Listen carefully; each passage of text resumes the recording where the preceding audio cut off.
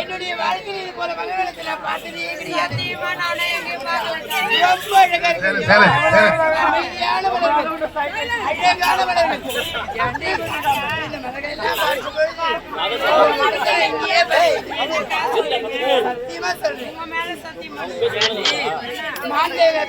ஓடுவது மயில்களை தோகி விரித்து ஆடுவது குயில்களை இசையாக போவது மனசையும் அது ஒட்டி கிடையாது. அதில் அழகான கருவணி அந்த கருவணி ஒன்று அதனால் மனம் கழித்தது. அடிவார கருத்து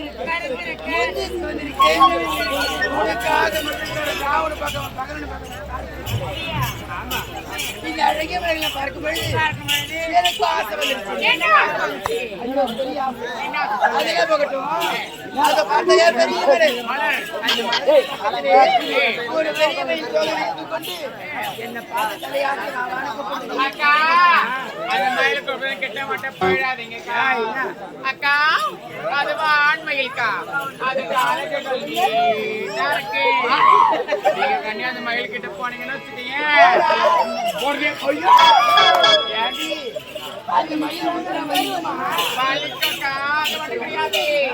ரத்தம் கூட வரும். அப்படியே அந்த மயில் போக மாட்டேன். மோசமான மயில் அதுல போகட்டும் ஓடிவா அதை போட்டிருக்குது. அக்கா அதெல்லாம் என்ன மலர்னு கேக்குறீங்க? அதுதான் சூரியகாந்தி மலர். சூரியகாந்தி மலரா? ஏன் அந்த மலையில பக்கமா சாஞ்சி இருக்குது? சூரியன் எந்த பக்கம் திசை காட்டி ஒதுக்கின்றதோ அது போல திசை காட்டி சூரியகாந்தி மலர் இருக்காது. அப்படியா? ஏண்டி அந்த திசை காட்டி சூரியகாந்தி மலரை நீ பறிச்சு எங்கடி வைக்க போற? எல்லாமே எடுத்து வைப்பாங்க. அதுக்கு கேட்கிறேன். அதுக்குள்ள அடிக்கிறீங்க. ஏண்டி சுதி அதை பார்த்தாயா? அது எல்லாம் என்னடி மலரு? என்ன தோட்டம்? முல்லை தோட்டமா? அந்த மலத்துல அப்படியா? ஏண்டி அந்த முல்லைப்பூ ரொம்ப பிடிக்கிறது தெரியும். முல்லைப்பூ பறிக்க போனா போதும் அந்த முல்லை கொடி முறுக்கி பண்ணி